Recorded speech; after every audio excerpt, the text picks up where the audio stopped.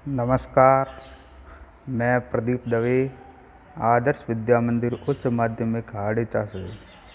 आज हम कक्षा 9वीं के संस्कृत विषय के तृतीय अध्याय गोदोहनम का अध्ययन करेंगे।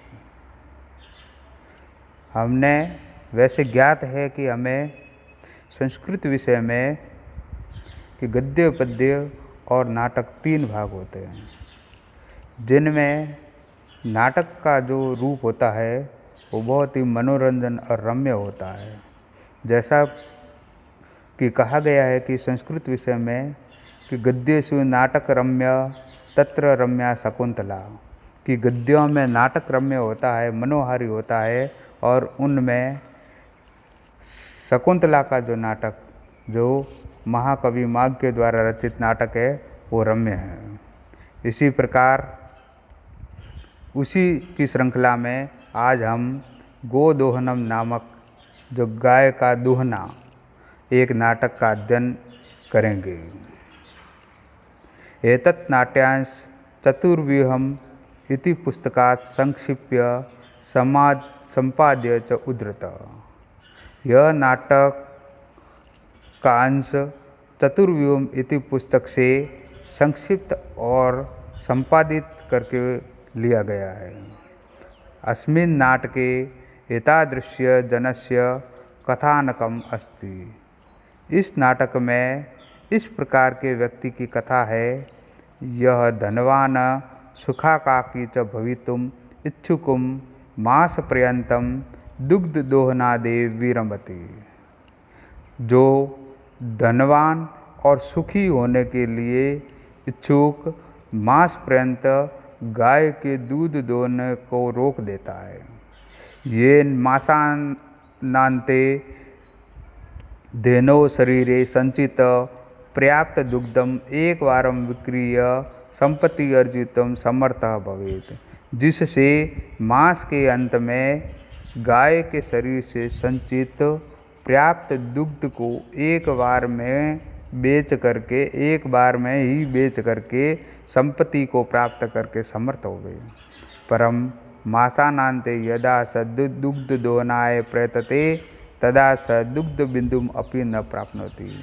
परंतु मास के अंत में जब वह दुग्ध दोहने का प्रयत्न करता है तब वह दूध की एक बूंद भी प्राप्त नहीं होती है। दूध प्राप्ति स्थाने स धेनो प्रहारे रक्त रंजित भवति। और दूध प्राप्ति के स्थान पर गाय के प्रहार से वह खूनी हो जाती है। अवगच्छति च यत् दैनंदिन कार्य यदि मास पर्यंतम संग्रह क्रियते तदा लाभस्य स्थाने हानिरे भवति। और वो जान जाता है कि दैनिक कार्य को यदि मास के अंत में संग्रहित करके किया जाए तब लाभ के स्थान पर हानि होती है। यहाँ पर हम इस पाठ में कई प्रकार के अवयव पदों का और प्रत्यय शब्दों का, इसके साथ में नपुंसक लिंग के कई शब्दों का अध्ययन करेंगे। जैसा कि इसमें आया है संक्षिप्य। संक्षिप्य में सम उपसर्ग के साथ में क्षिप धातु और लेप प्रत्यय का प्रयोग हुआ है। जैसा कि ये उदाहरण के तौर पर यहाँ पर दे रखा है, ये रहा संक्षिप्य संपादय। तो इसमें सम उपसर्ग के साथ में फिर लिप धातु का प्रयोग हुआ है।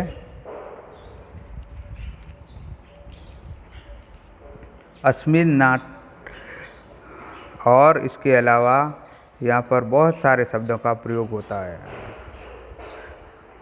प्रथम दृश्यम, नाटक का पहला दृश्य। मल्लिका मोदकानि रचयन्ति मंद स्वरेण शिव स्तुतिम करोति। मल्लिका लड्डुओं का निर्माण करती है और मंद स्वर में भगवान शिव की स्तुति करती है। ततः प्रविशति मोदक गंधम अनुभवम प्रसन्न मना चंदनः।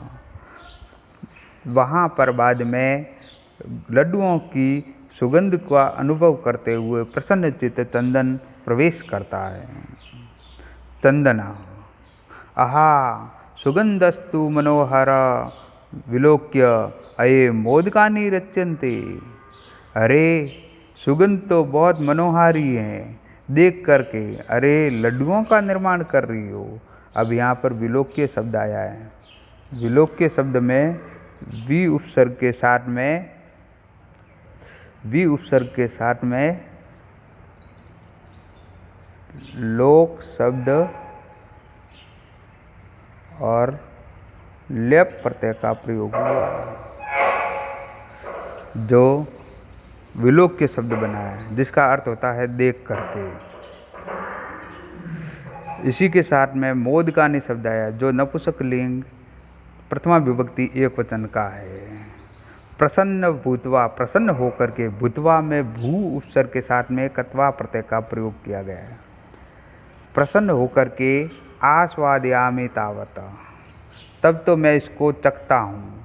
मोदकम ग्रहीतुम इच्छति, और वो लड्डुओं को ग्रहण करने की इच्छा करता है।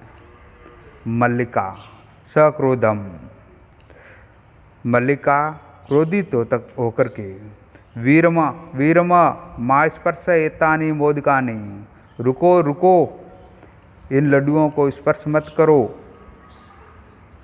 चंदना किमर्थम क्रुध्यसी, तुम किस लिए क्रोधित होती हो। क्रुध्यसी, जो क्रुद्ध धातु मध्यम पुरुष एक वचन का शब्द है। तुम किस लिए क्रोधित होती हो। तव हस्त निर्मितानि मोदकानि दृष्ट्वा अहम जिह्वालोलुपतां नियंत्रमितुम अक्षमा अस्मि। मैं तुम्हारे हाथों से निर्मित लड्डुओं को देख करके मेरी जीभ की लालचता को नियंत्रित रखने में असहाय हूँ। अब हस्त निर्मितानि भी नपुंसकलिंग शब्द है, जो प्रथमा विभक्ति एक वचन, और मोदकानि शब्द भी प्रथमा विभक्ति एक वचन। दृष्टवा शब्द में दृष्ट धातु के साथ में कत्वा प्रत्यय का प्रयोग हुआ है, और नियंत्रितु में नियंत्रण उपसर्ग के साथ में तुमुन प्रत्यय का प्रयोग हुआ है। अस्मि शब्द लट लकार उत्तम पुरुष की एक वचन क्रिया है।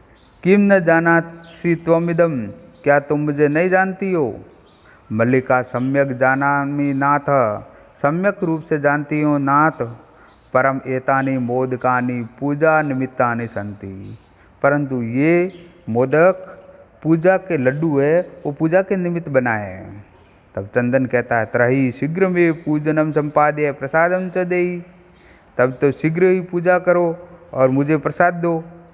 मल्लिका भो अत्र पूजनम न भविष्यति, अरे यहाँ पूजन नहीं होगा।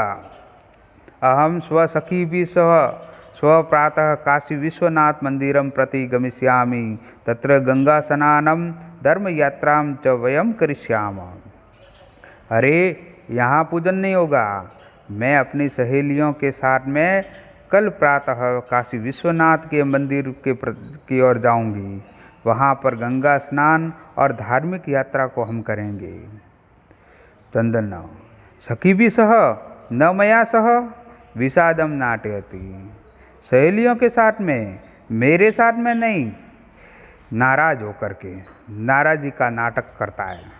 विषादम नाटयति, जिसका अर्थ होता है नाराज़गी का नाटक करना। मल्लिका आम, आम शब्द का अर्थ होता है हाँ, अवयव पद आया है। चंपा गौरी माया मोहिनी कपिलादया सर्वागच्छन्ति, हाँ चंपा गौरी माया मोहिनी कपिला आदि सभी जाएगी। अतः मया सह तवागमनस्य औचित्यम नास्ति, इसीलिए मेरे साथ में तुम्हारा वहाँ जाना औचित्य नहीं है, उचित नहीं है। मया शब्द तृतीया विभक्ति एक वचन स्त्रीलिंग शब्द है। यहाँ पर मया शब्द जो अस्मत् शब्द का, जिसमें पुल्लिंग और स्त्रीलिंग कोई भी हो सकता है, सह अवयव पद आया है। वयम सप्ताहांते प्रत्यागमिष्याम, हम सब सप्ताह के अंत में पुनः लौटेंगी। तावत गृह व्यवस्थाम धेनो दुग्ध दोनम व्यवस्थाम परिपालय, इसीलिए तब तक घर की व्यवस्था और गाय के दूध दोहने की व्यवस्था की पालना करोगे। प्रथम दृश्य समाप्त। द्वितीय दृश्यम चंदन अस्तु गच्छ सखीभिः सह धर्म यात्राया आनंदिता च भव। ठीक है, जाओ सहेलियों के साथ में तुम्हारी धार्मिक यात्रा और आनंदित हो गई। अहम सर्वमपि परिपालयिष्यामि शिवास्ते सन्तु पंथान। मैं सभी की पालना करूँगा, तुम्हारी यात्रा मंगलमय होवे। चंदन मल्लिका तो धर्म यात्राए गता। मल्लिका तो धर्म यात्रा पर चली गई। अस्तु दुग्धदोनं कृत्वा ततः स्वप्रातराशस्य प्रबंधम करिष्यामि। ठीक है, दूध दो करके अपने लिए नाश्ते की अल्पाहार की व्यवस्था करूँगा। स्त्री वेशम धृत्वा दुग्ध पात्र हस्तम नंदिन्या समीपम गच्छति। महिला का वेश धारण करके, स्त्रियों के कपड़े पहन करके, स्त्री वेशम धृत्वा, धृत्वा में द्वि धातु के साथ में कृत्वा प्रत्यय आया। दुग्ध पात्र हस्तम, और दूध के पात्र को हाथ में लेकर के नंदिन्या गाय के समीप जाता है। तभी वहाँ पर उमा नाम की लड़की वहाँ पर आती है। उमा मातुलानी वह उसे अपनी मामी जान करके, मामा की पत्नी जिसे मातुलानी, मातुलह यानी मामा और मातुलानी यानी मामी, तो वह उसे मामी जी कह करके पुकारती। मातुलानी मामी जी। चंदना उमे अहम तो मातुल। तब मातुलानी तो गंगा स्नानार्थम काशीम गता अस्ति कतया किम ते प्रिय करवाणी। उमा मैं तो तुम्हारा मामा हूँ, तुम्हारी मामी जी तो गंगा स्नान के लिए काशी गई हुई है, कहो तुम्हारे लिए मैं क्या करूँ। उमा मातुलः पितामह कथयति मासानन्तरम अस्मत् गृहे महोत्सवः भविष्यति। कि मामा जी, दादाजी ने कहा है कि मास के अंत में हमारे घर में महोत्सव होगा।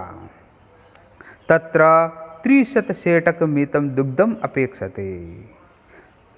वहाँ पर 30 का मतलब 300, सेटक मितम, सेटक शब्द का अर्थ होता है लीटर, 300 लीटर दूध की आवश्यकता है, अपेक्षा है। ऐसा व्यवस्था भवद्भिः करणीया, यह व्यवस्था आपको करनी है। चंदन प्रसन्न मन से 30 सेटक परिमितम दुग्धम, 300 लीटर दूध, शोभनम, अच्छा ठीक है, दुग्ध व्यवस्था भविष्यति एव इति पितामह प्रति त्वया वक्तव्यम। ठीक है, दूध की व्यवस्था हो जाएगी, ऐसा ही तुम्हारे दादाजी को यह बता देना। उमा धन्यवाद मातुलः, धन्यवाद मामा जी। मातुलः शब्द जिसका अर्थ होता है